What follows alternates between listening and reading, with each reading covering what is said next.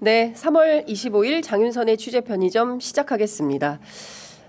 기류가 난기류는 아닌가라는 생각이 점점 짙어지고 있어서 많은 분들께서 4주차 희망 고문이 이어지고 있다, 이런 걱정도 하고 계십니다. 어제 한덕수 총리가 기각되면서 오히려 더 파문은 커지고 있는 국면인데요. 관련해서 오늘은 더불어민주당 박주민 의원과 자세한 내용 짚어보도록 하겠습니다. 의원님 어서 오십시오. 네, 안녕하세요. 네, 뉴스공장에서 금방 오시느라고 수고가 많으십니다. 네, 사실은 안녕하지 않은데요. 그러니까 우리 모두 안녕하지가 않은데 네. 그렇지만 안녕해야죠. 안녕하도록 만들어야죠. 그렇습니다. 네. 예, 국회에서 안녕하도록 만들어야 한다라는 생각이 좀 드는데 네. 지금 보면 이재명 대표도 어제 담양에서 윤석열 기각도는 각하되어 돌아오면 나라 망한다, 이제 이런 얘기를 했고, 네. 김민석 최고위원도 어제 올린 그 페이스북 글을 통해서 상황이 너무 수상하다, 이해할 수 없는 전개다, 이제 이런 의견을 피력하고 있습니다. 네. 의원님은 좀 어떤 느낌을 받고 계십니까? 저도 상당히 좀 불안하고 답답한 상황은 맞아요. 그러니까 헌재에 대한 믿음이라기보다는 헌법과 이제 법에 대한 믿음이 저한테 있는 건데, 이 헌법과 법에 대한 믿음이 사실은 계속 흔들려 왔잖아요. 그쵸. 최근 들어서 더 많이 흔들리고 있고, 예를 들어서 검찰이 이제 윤석열 구속 취소 당시에 즉시한 걸 포기할 것이다라고 이문정 검사조차도 예상하지 못했는데, 네. 왜냐하면 그렇게 하면 이건 조직을 엿바꿔 먹는 것이다. 그러니까요. 검찰이 지금까지 최후에도 버리지 못하는 것은 자기 조직에 대한 그 애정인데, 네. 사실상 이문정 검사도 그것 때문에 즉시항고를 할 거다라고 봤는데, 사실 검찰 조직을 엿바꿔 먹은 거 아닙니까? 네. 그리고 지기현 판사라는 사람이 네. 야, 이거 이렇게 하면 법원 엄청 욕먹을 텐데 하는 짓을 한 거예요. 사실은 갑자기 날로 계산하던 구속기간 산입을 시간으로 그러니까. 해버리고, 예. 예. 그러니까 이제 어떻게 보면은 두 기관에서 야, 아무리 저 기관이 그래도라고 했던 일들을 해놓은 상태가 되다 보니까 이제 헌법과 법에 대한 믿음을 가지고 있고, 또 헌재가 자기의 존립 근거를 흔드는 일은 안 할 것이다라는 생각을 가져왔던 저조차도 답답하고 불안한 거죠. 네. 예. 그러니까 그리고 어제 나왔던 한덕수 총리에 대한 네. 탄핵 심판 결정을 보면서도 이거 좀 답답하네라는 느낌을 지울 수가 없는. 예. 그러니까요. 그걸 이제 본격적으로 좀 여쭤봐야 될 것 같은데, 일단 의원님 모든 국민들이 너무 궁금해하셔가지고요. 네. 일단 헌법재판소가 모든 것에 최우선에서 윤석열 탄핵 심판 결정을 하겠다고 네. 했는데, 네. 뭐 검사 3명, 감사원장, 급기야 한덕수 총리까지 하고 지금 윤석열 안 하고 있는 상황이에요. 맞아요. 이번 주에는 할까요? 그렇게 탁 물어보시면 참 제가 턱 막히죠. 예, 턱 막히죠. 왜냐하면 이게 지금 예측이 의미가 없어요. 그러니까. 예. 네. 그러니까 제가 이제 원래부터 저는 3월 14일 설이었는데 그것도 넉넉히 잡은 것이었거든요. 근데 이제 그 전주쯤부터 제가 말씀드렸던 게 2명 정도가 절차 등을 이유로 지연시키고 있다는 말씀을 여기서도 예, 드렸고, 맞아요. 예. 실제 그게 작동이 됐는지 예. 넘어간 거잖아요. 맞아요. 예. 넘어간 상태가 됐는데 이 넘어간 상태의 끝이 어딘지는 저도 지금 짐작하기는 좀 어려운 상황이다라고 지금 보여져요. 예. 그리고 그런 증거가 좀 드러난 게 예. 한덕수 보니까 절차 문제로 각하한 사람이 2명이에요. 둘이 딱 둘이. 떨어져요. 예. 예. 그래서 조한창 정영식이구나. 이런 예. 느낌이 딱 드는 거죠. 예. 그러니까 김복형 같이 예. 아예 내용으로 싸우는 게 아니라 예. 이 사람들은 자신이 원하는 결과를 절차 문제로 흔들고 있구나라는 예. 느낌이 딱 드는 사람이 두 사람이 딱 이제 보이는 그러니까, 거죠. 예. 그러면 일단은 6명이 넘으면 탄핵안은 의결이 되는 거죠. 맞습니다. 그러면은 지금 8명이니까 6대 2만 되면 되는 거죠. 네. 근데 이거 지금까지 나왔던 얘기 소문들이 좀 사실로 드러난 것 중에 하나가 어제 헌재 결정문 보면 그렇죠. 정계성과 김복형이 완전 극과 극인 거예요. 그렇죠. 우리가 그때 들었던 얘기가 그동안 들었던 게 고성이 오간다. 네, 정계성과 김복형이 소리를 지르면서까지 싸운다. 이 소문이 돌았잖아요. 예. 이거 딱 보이잖아요. 그렇죠. 그죠? 그리고 절차를 가지고 시비를 걸면서 절차나 이런 거 증거 능력 가지고 시비를 걸면서 지연시키고 있다. 두 명이 있다. 두 명 딱 보이잖아요. 예. 그러니까 소문이 맞았어요. 제가 상당히 정확한 그러니까 정보를 상당히 정확한 듣고 왔던 정보를 거죠. 가지고 박주민 의원님이 취재 편의점에서 쫙 설명을 해주신 건데 지금 하나씩 좀 따져 보면 어찌됐든 이게 일종의 이제 예고편 비슷한 거잖아요. 한덕수 총리의 탄핵 심판 결정문을 보면 윤석열 탄핵 심판 결정문이 보인다. 근데 실제로는 이제 윤석열 탄핵과 관련된 이슈를 정면으로 다루진 않았어요. 그렇죠. 않았는데 예. 방금 말씀드린 것처럼 이 사안을 다루는 재판관들의 태도를 보니 그동안에 저희들이 여러 가지 듣고 왔고 추측했던 내용이 어느 정도 부합하는 측면이 그렇죠. 보여지기 때문에 예. 이 성향과 태도로 윤석열 재판의 현재 진행 상황을 알 수 있겠다. 그렇죠. 라는 느낌이 드는 거죠. 그렇기 때문에 의원님이 지금 매우 불안하신 답답한 거죠. 답답하고 불안하다. 이제 이런 거고 지금 도처에서 이재명 대표, 김민석 최고위원이 너무 수상하다. 돌아오면 기각 또는 각하로 돌아오면 대한민국 망한다. 이제 이런 얘기를 하는 겁니다. 좀 이해하기가 어려운 게 어제도 다 저희들이 이제 살펴보긴 했습니다만 조금 한 발 더 들어가서 깊숙이 살펴보면 헌법재판소는 헌법과 법률에 따라서 이 사람을 탄핵에 이르게 할 만큼의 위중한가를 결정하는 건데 어제 결정문을 보면 이런 대목이 있어요. 국무총리가 대통령의 권한을 대행하는 상황에서 그에 대한 파면 결정은 국정공백과 정치적 혼란 등 중대한 국가적 손실을 초래할 가능성이 매우 크므로 신중한 판단이 요구되고 법 위반 행위의 중대성, 파면 결정으로 인한 효과 사이에 법익 형량을 함에 있어 이와 같은 점이 충분히 고려되어야 한다.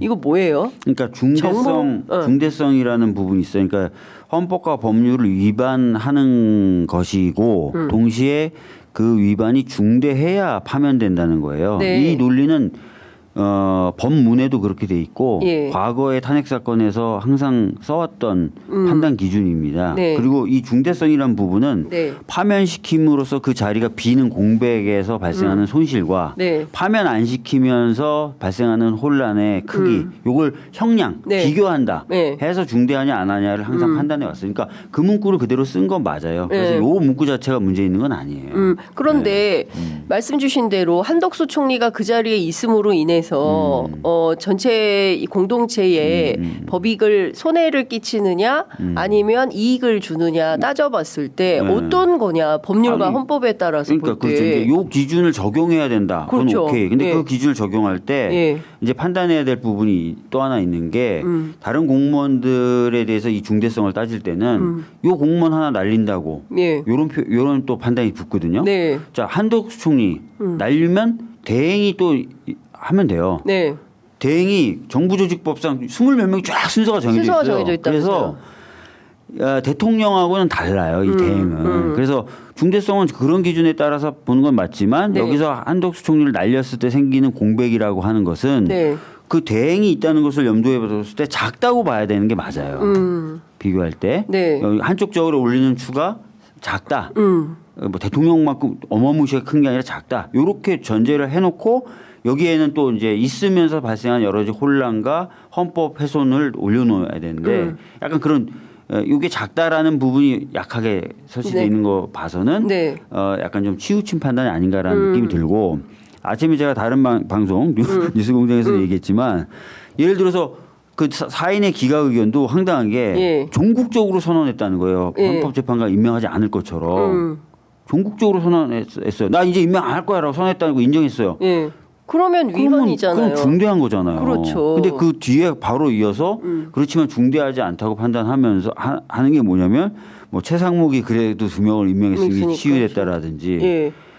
뭐 이런 식의 이상한 논리 형사재판에서 쓰는 논리를 가지고 와서 그 중대하지 않다고 판단하면서 살려준 거예요. 네. 그러니까 이거는 기각을 하기 위해서 애를 쓴 거예요.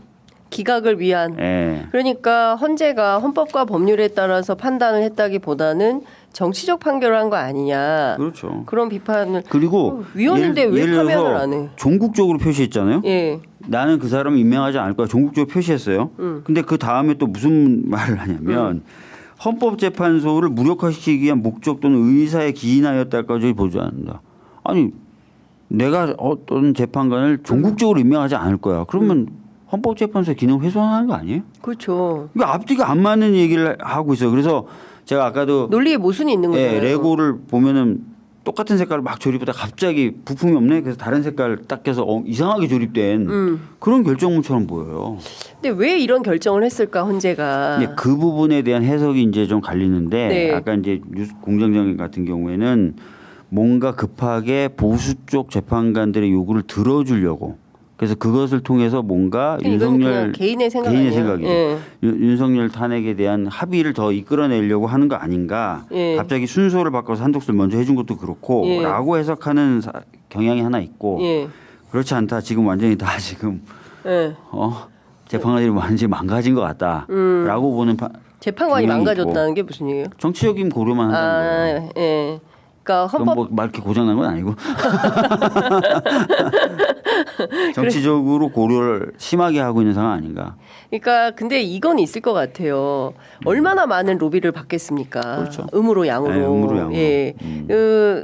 제가 보기에는 뭐 상당히 뭐 일정 정도의 영향은 받겠으나 그럼에도 불구하고 법률가로서의 양심이라는 게 있을 거 아니에요. 네. 그리고 이 역사적 재판이고 그리고 이게 국제사회에 끼치는 영향도 큰 거잖아요. 특히 맞아요. 아시아 민주주의에 얼마나 큰 영향을 미치겠습니까? 그러니까 사실은 그런 믿음과 동시에 예. 이 판결을 이 결정을 엉망으로 하면 헌법재판소라는 데가 굉장히 취약한 기구예요. 헌재 말 안 들어도 돼. 예. 이런 거잖아요. 굉장히 취약한 기구라서 니네가 위헌이라고 말하면 뭐해? 안 들으면 그만인데. 이 존재의가 훼손될 것이다. 예. 그래서 제대로 된 판결을 할 수밖에 없을 것이다라고 생각을 했고 누구나 다 그런 신뢰는 지금까지 유지되어 왔는데 네. 아까도 말씀드렸던 것처럼 검찰이 조직을 엿바꿔 먹는 장면을 우리가 얼마 전에 봤죠. 법원이 조직을 엿바꿔 먹을 수 있을 만한 결정을 한 걸 우리가 얼마 전에 봤잖아요. 예. 그러니까 헌재는 엿을 안 바꿔 먹으려고 그럴까 헌재 재판관들은 이런 생각도 드니까 많은 분들이 불안하신 거예요. 예.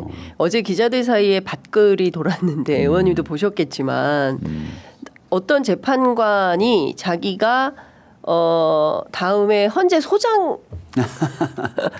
그 얘기는 옛날부터 있었어요. 예. 근데 실제로 그 가능성은 없다. 민주당이 다수 의석을 차지하고 있기 때문에 네. 그거는 현실적으로 네. 불가하다. 이제 이런 얘기도 돌긴 했습니다만, 네. 그러니까 다종다기한 사익이 발동해서 공익을 해치는 수준으로 헌법재판소의 윤석열 탄핵 심판이 말씀하신 대로 망가졌을 때 이 심우정의 그 석방 지휘와 그 즉시항고 포기에 대해서 예. 조직 내에서도 이해를 못하는 거잖아요. 그렇죠 지금. 예. 심우정만 이해하잖아요 그거를.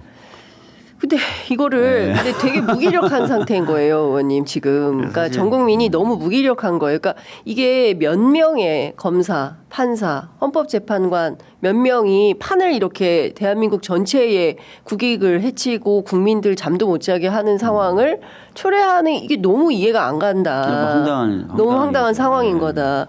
그리고 이미 너무 늦었지 않습니까? 너무 늦었죠. 예.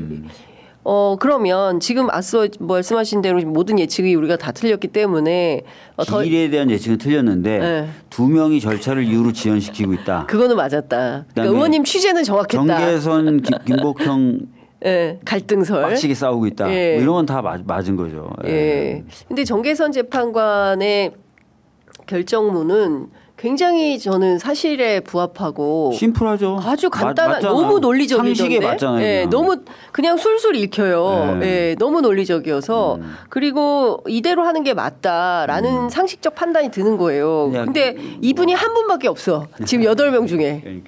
그러니까 절차를 지연시키고 있는 건 맞는데 그 절차 지연의 끝이 어딜까? 저희가 또 취재한 것 중에 제가 말씀드렸던 게 이거죠. 절차 지연을 시키고 있으나 내용과 결과에 대해서 바꾸려고 하는 건 아닌 것 같다. 네. 그것까지는 아닌 것 같다. 그러니까. 라고 제가 말씀을 드렸잖아요. 예. 그거는 적어도 5.5에서 6명은 어느 정도 다 와 있다는 거죠. 그리고 절차를 가지고 끄는 사람들조차도 네. 야, 기각은 아니야. 라고 생각하고 있다는 그거잖아요. 네. 그거는 저희들이 뭐 또 저희들뿐만 아니라 다른 사람들도 뭐 열심히 뭐 알아보고 있지만 네. 그 부분에 있어서는 의심받아 본 적이 없잖아요. 그러니까 너무 또 불안해하지 마시고 물론 네. 각오는 다 하고 최악의 최악까지 염두에 두면서 어떻게 할 건가 플랜도 좀 짜고 네. 하는 것들은 다 필요한데 하여튼 우리가 막 너무 불안해가지고 뭐 일을 그르치거나 이래서는 안 될 것 같아요. 어제 네. 제가 그 한덕수 총리 기각 결정이 내려진 다음에 헌법연구관 출신의 법률가 2분을 취재했어요. 그 중에 한 분이 그런 얘기를 하더라고요. 5대3 상황이면 결정 못한다. 못해요. 결정 못해서 4월일지, 5월일지, 6월일지 기약할 수가 없다. 이게 이러면 이게 살겠습니까 국민들이? 예? 일단 저희가 너무 우리 일단 탄핵 버스킹을 그럼 언제까지 하는 거예요? 5대3 상황이면은 결정을 못하고 마흔역을 기다리죠. 그러니까. 근데 문제가 뭐냐면 2명이 또 4월 18일 날 임기가 끝나요. 예. 그렇죠. 그리고 마흔역 재판관을 한덕수 총리가 임명을 할 거냐. 이게 어제 또 즉답을 안 했잖아요. 안 했죠. 자, 다음에 봅시다. 하고 가버렸어요. 그러면 지금 이게 꼬여 있는 겁니다. 뭘로 돌파할 거냐. 이 굉장히 중요한 전략적 과제가 제1야당인 민주당에 있는 거 아닌가. 네. 영민하신 우리 박주민 의원님께서 그 해답을 좀 주세요. 이제 사람의 속을 들여다봐야 되는 문제가 남은 거잖아요. 속을. 10개를 물속은 알아도 네. 한 개 사람 속은 모르는데. 그런 것들을 좀 보면서 최악의 경우 어떤 수단을 쓸지에 대한 판단도 해나가야죠. 근데 하여튼 지금까지보다는 좀 더 비상하게 네. 최악의 최악까지 염두에 두면서 네. 시나리오들 좀 작전들 전략들 미리 좀 수립해야 할 필요가 점점 커지고 있는 것 같아요. 자, 그러면 이제 그 사실은 민주당이 굉장히 강도 높은 투쟁을 하고 있어요. 매일 하루에 3시간씩 도보행진하고 계시죠. 상임위 하고 계시죠. 철야 농성하죠. 삭발했죠. 단식하고 있죠. 제가 보기에는 역대급으로 22대 국회 특히 민주당 의원들이 정말 애를 많이 쓰고 계시고 물론 이제 조국혁신당 뭐 진보당 사회민주당 기본소득당 다 마찬가지지만 네. 하여간 제일 많으시니까 수가 그래서 제일 세게 싸우고 있다. 그런데도 이게 지금 돌파가 안 되면 비상하게 어떻게 싸울 거냐. 그러니까 국민들은 뭘 하면 좋겠냐. 이제 이런 어떤 구체적인 과제에 대한 궁금증이 생기기 시작했습니다.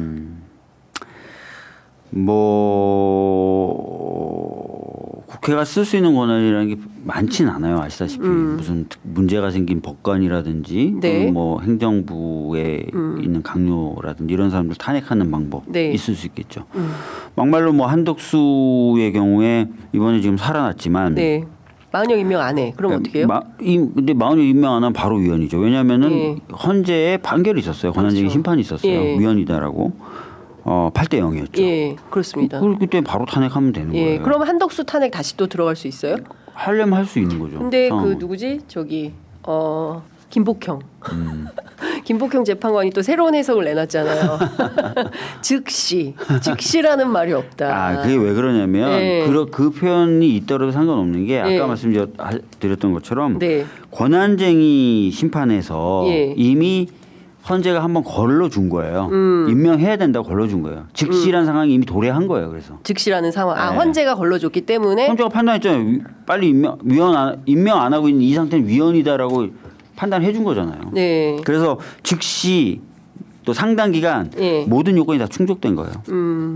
그러니까 하지 않으면 다음 주라도 한덕수 총리에 대해서 이번 주까지 기다려보고 즉시에 해당하는 거니까 이번 주까지 기다려보고 다음 주라도 탄핵소추안을 재발의할 수 있다. 많이 필요하면. 예, 저희가 쓸 수 있는 수단이 많지 않잖아요. 그러다 보니까 네. 뭐 필요하면은 그런 것도 고민해야 되지 않을까, 고민할 수 있지 않을까 이 정도 말씀드리는 거고. 예. 예. 그러면 지금 최상목 탄핵도 지금 발의는 되어 있는 상태 아니겠습니까? 네네네. 그러면 이게 그 국회가 할 수 있는 것은 탄핵 말고 또 뭐가 있어요? 국회 권능으로 할 수 있는 일? 뭐 현재 쓸 수 있는 방법은 그렇게 많지는 않죠. 뭐 탄핵하고 입법 이 정도잖아요, 그렇죠. 사실은. 근데 예. 입법으로 이 문제를 어떻게 결론을 뭐 낼 수는 없잖아요. 예. 네. 그러니까 예를 들어서 뭐 지금 아침에 공장장이 얘기했던 예. 헌재 재판관 같은 경우 뭐 임기가 도래하면 후임이 임명되지 않으면 뭐 6개월 정도 뭐 예. 임기를 늘릴 수 있다. 뭐 이런 예. 법을 2월에 복귀한 의원 등이 냈다는 거예요. 예. 근데 이번에 두 명이 빠지면 임명의 대통령 몫이에요. 그렇죠. 대통령이 그냥 임명을 대통령 또는 하면 권한대행이 되죠. 임명을 강행해 버리면 이 법이 통과된다 하더라도 의미가 없어요. 예. 그리고 또 거부권 행사할 거 아닙니까? 뭐 거부권 행사할 필요도 없는 거죠, 사실은. 예. 그러니까 지금 보면 사실 이거는 좀 아닌 것 같고 그리고 많은 국민들께서 좀 답답해하는 것은 지난 2월에 최상목 그 권한대행이 마은혁 재판관 임명하지 않은 점에 대해서 헌재가 위헌이라고 했을 때 그때 최상목도 즉시 탄핵을 해서 길목을 차단하는 역할을 좀 했어야 됐던 거 아니냐. 저 같은 경우 계속 그 주장을 해왔는데 네. 뭐 안 되더라고요. 왜 우리 프로그램 출연하시는 분들은 다 소수지. 전부 그런 말씀하셨는데 이게 내부에 잘 안 됐다 이런 말씀을 하셔가지고 안타까운데요. 어찌됐든 지금 상황에서는 일단 할 수는 있다. 한덕수 탄핵도 할 수는 있고. 그러니까 쓸 수 있는 수단을 다 쓰는 걸 상정하고 시나리오를 이제 층위별로 만들어 놔야 될 것 같고. 네. 뭐 그런 고민들을 해야 될 것 같고 동시에 이제 여러 정황들에 대한 정보 수집이라든지 상황 파악을 좀 더 면밀하게 할 수 있고 법사위원님들한테 제가 수시로 이런 거 체크해봐라 저런 거 체크해봐라고 하는데 네. 원활하진 않더라고요. 그래요? 왜 그런 걸까요? 그건 모르죠, 저도. 예. 저한테 제가 들어오는 얘기에 있어서 체크를 좀 해보시라고 하면은 잘 되진 않더라고요. 그래요. 그렇죠. 말씀 주신 대로 정보 수집 이것도 중요한 것 같아요. 되게 중요해요. 왜냐하면 이거는 이제 결국은 사람이 하는 그렇죠. 일이고. 예. 예, 그렇다 보니까. 예. 그 고성이 복도에 터져 나왔는데 여자 목소리였다. 그 다음에 기자들이 복도를 통행하는 조치가 막혔다. 복도도 통행하지 못하게 되었다. 이제 이런 것들이 밭글 형태로 돌아다녔는데 알고 보니 그게 정계선 김복형 두 재판관으로 추정이 된다. 이제 이런 얘기들이 나오는 것이고. 그 많은 국민들이 걱정하시는 것은 이재명 대표 우려처럼 경우에 따라서 기각 또는 각하 결정 가능성이 있는 설마 그러진 않겠죠. 앞서 이제 내용과 그 결론은 달라지지 않는다고 하셨으니까. 현재까지는 뭐 내용이 달라진다는 얘기는 없어요. 저도 이제 계속 얘기를 듣고 체크를 해보고 네. 하는데 현재까지 뭐 내용이 달라진다 이런 얘기는 없는데 네. 이제 최악의 경우에 말씀하신 대로 예. 뭐 계속 지연이 돼. 그 두 명의 재판관이 어쩔 수 없이 임기를 그만둬. 네. 뭐 이렇게 되면 예. 뭐 내용이 달라지고 말고 이런 얘기가 아니게 돼 버리는 거죠. 그렇죠. 이게 꼬리가 몸통을 흔들어 버리는 게 되는 거예요. 그렇죠. 예. 그러면 이런 거 어제 제가 그 통화했던 한 또 다른 헌법 연구관 출신 변호사는 뭐라고 얘기를 하냐면 나부터 짱또를 들어야 될 것 같다. 만약에 이번 주를 넘어간다. 그러면 제가 그런 사람이 아닌데 헌법 연구관도 하고 이런 사람인데 나부터 짱또를 들어야 될 것 같다. 그 김용남 의원도 그랬어요. 이번 주까지 안 되면 나부터 짱또를 들을 거다. 이제 이런 얘기를 하는 거예요. 김진이라는 논설위원도 예. 이게 이제 기각이나 각하가 나오면 아마 시민혁명이 일어날 것이다. 그러니까. 이런 얘기를 하죠. 예. 그러니까 지금 말씀 주신 대로 꼬리가 몸통을 흔드는 상황이 법원에서 한 번, 그죠? 검찰에서 한 번, 그리고 이제 남은 거는 헌법재판소인 건데 어제 저희 프로그램에 출연한 노종면 의원이 화가 많이 나셨어요. 그래서 요즘 많은 사람들이 화가 많이 나 있어요. 저도 요즘 실수할까봐 요즘 조심조심하고. 너무 화를 내셔가지고 화가 많이 저도. 나죠. 네. 하여간 노종면 의원 같은 경우에는 국회 전원위원회를 열어서 일단 최상목 탄핵부터 가야 된다. 그리고 이번 주 초반에 최상목 탄핵 가야 된다. 이제 그리고 4월이 넘어와서 그때 우리가 했었어야 됐는데 이거 의미 없다. 지금 당장 할 수 있는 거를 적극적으로 하는 게 필요하다. 어떻게 생각하세요? 일단 최상목 탄핵은 뭐 어떤 분들이 뭐 이제 와서 탄핵하는 건 실효성이 없다.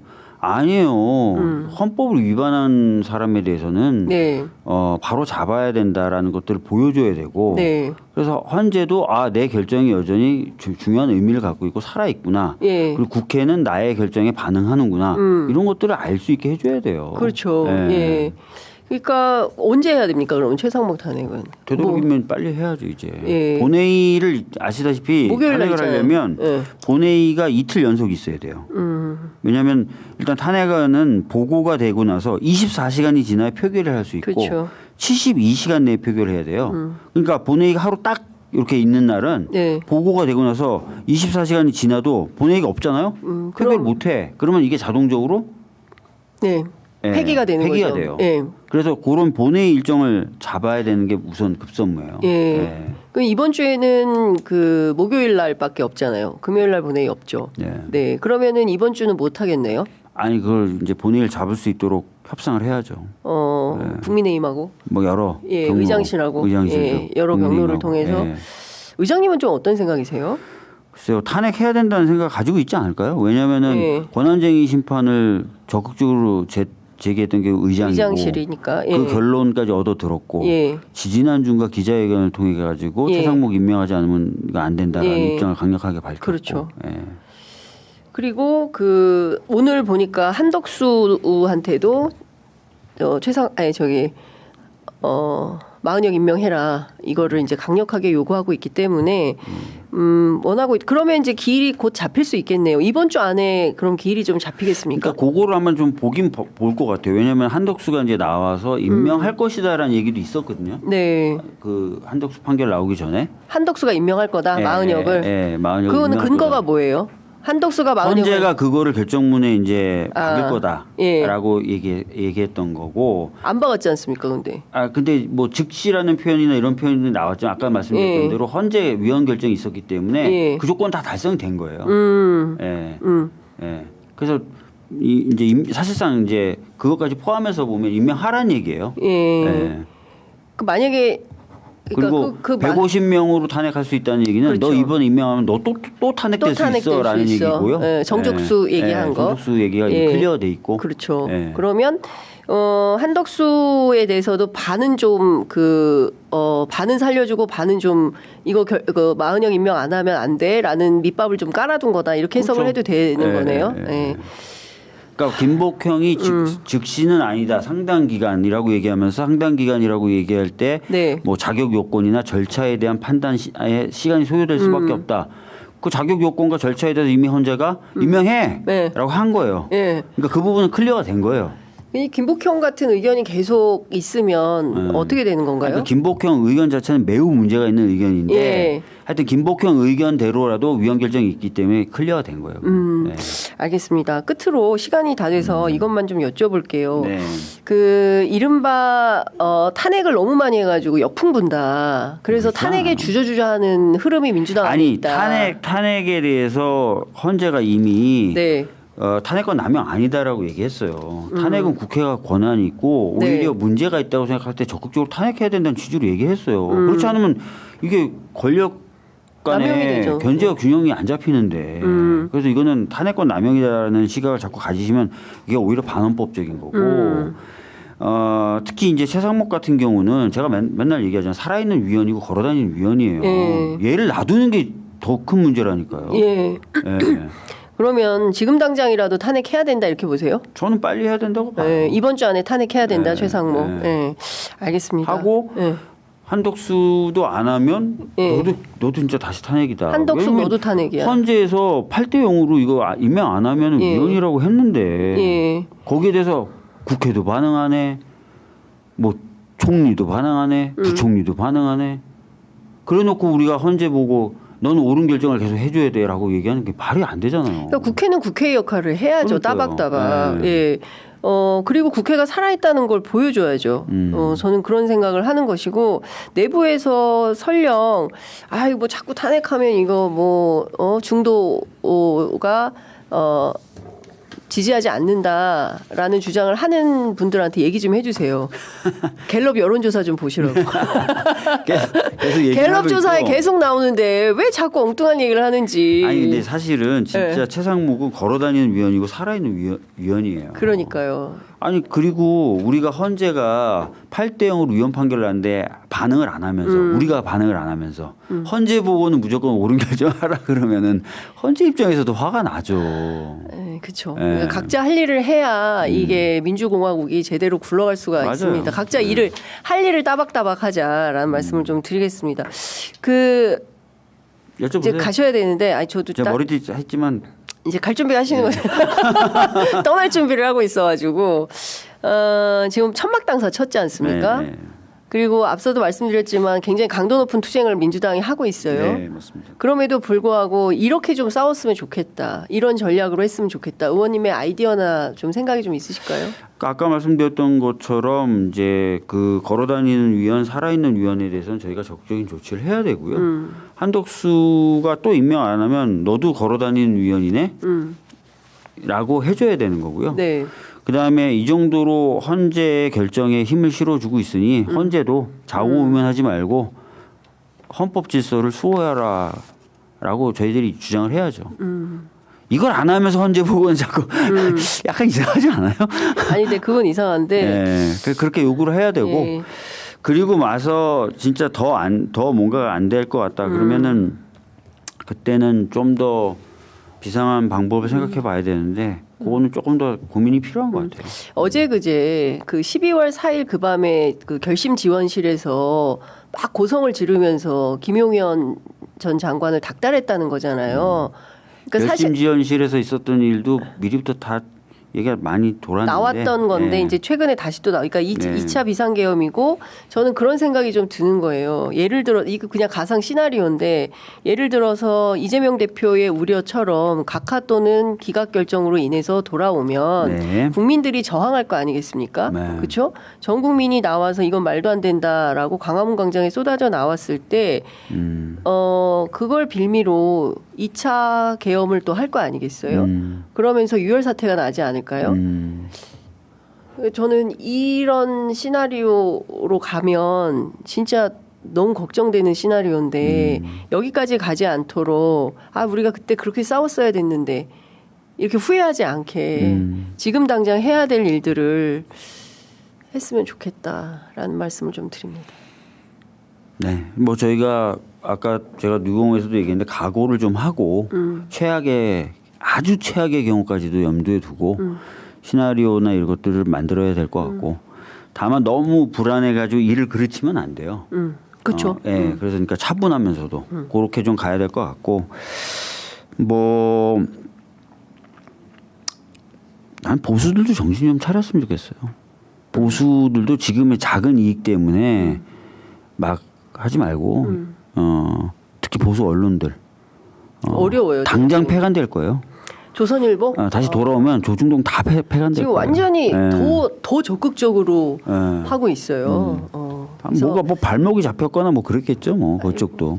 뭐 하여간 취재한 내용이 아니어서 말씀 못 드리겠는데 짐작은 되죠. 여하튼 알겠습니다. 오늘 의원님 말씀 여기까지 듣도록 하겠습니다. 네. 우리 이번 주에도 하나요? 탄핵 버스킹? 우리 지난번에 이번이 마지막일 것이다. 했는데 아무래도 토요일 날 또 탄핵 버스킹을 근데 이제 해야 될 것 같습니다. 국민분들 너무 불안해하시고 하니까 저희들도 뭔가 또 말씀도 좀 드리고 하는 게 필요하기는 할 것 같아요. 논의해 보시죠. 뭐. 토요일에 뵙겠습니다. 네. 고맙습니다. 네, 알겠습니다.